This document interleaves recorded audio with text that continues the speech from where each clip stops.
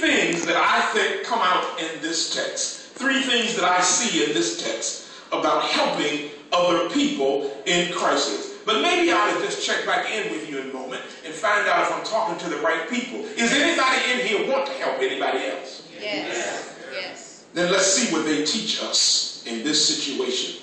And all three of these insights are focused from verse 6 in Acts 3 text. All three are focused on verse 6. Walk right out of verse 6. Are you ready for number 1? Yes. I said, are you ready for number 1? Yes. The first thing that this text teaches us about helping other people in crisis is this. Again, based on verse 6. They teach us that we tend to undervalue what we have. My Lord.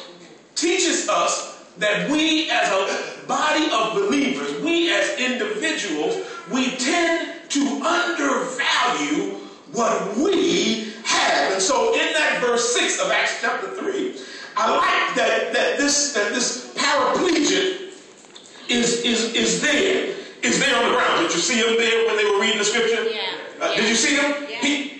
He's crippled, and I like that he's on the ground, and the text indicates that he's there by the gate called Beautiful, where people were going into the temple. Modern day language, people were on their way into church. I can see that right now, because my mind immediately goes to the beginning of the parking lot right here when you all are coming into church. And y'all know what else it makes me think about, right? It makes me think about that time.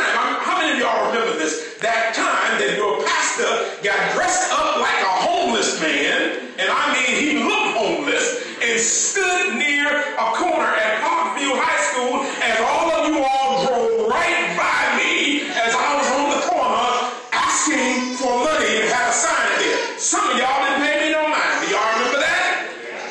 This reminds me of that he's not only a beggar, but that he is a paraplegic, that he is crippled from the waist down. And I like that he's there. The text indicates that he's there wanting money from all the religious people on their way into the temple. And as Peter and John pass by, the text signals that he looks at them as if though he's expecting something or wanting something. And I like that the text indicates that Peter turns to this man on behalf of him and John. And the text says that Peter said to him, I like this, Peter said, look at me. Yeah. I like that. I think I like that. That Peter looks at this beggar and he immediately says to the beggar, look at me. Yeah. Look at me. I like that he catches his attention. And the thing I like about that is that Peter was the last person on earth who should be asking anybody to look at him. Because Peter was a shaky, jive brother in some aspects of his life. Don't laugh, because so am I and so are you. Yeah. But Peter says, look at me. And I suspect that Peter tells the beggar, look at me, because Peter understands that it's not about his power, it's not about him, but it's about what God is prepared to do in him. And so based on that, Peter can say to the paraplegic, look at me. And then I love the next words out of Peter's mouth, because Peter then says, silver and gold have I none. In other words, in modern language, Peter says to the beggar, no boy. Ain't got no boy. Ain't no money in my pocket. I know that's what you're looking for, but I ain't got none. He says, silver and gold have I not. But then he goes on to say, oh, but what I do have.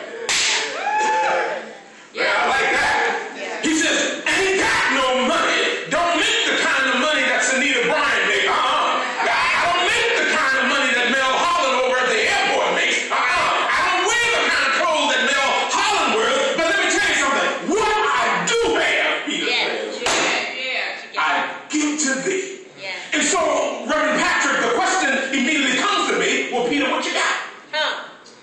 You said you ain't got no what, but what you do have, you give. What is it that you have? Yeah. Well, this is interesting to me, because what Peter had, although he didn't have any guac, Peter did have faith. Yes. Yes. He did have a relationship with the God of the universe in that situation that he knew he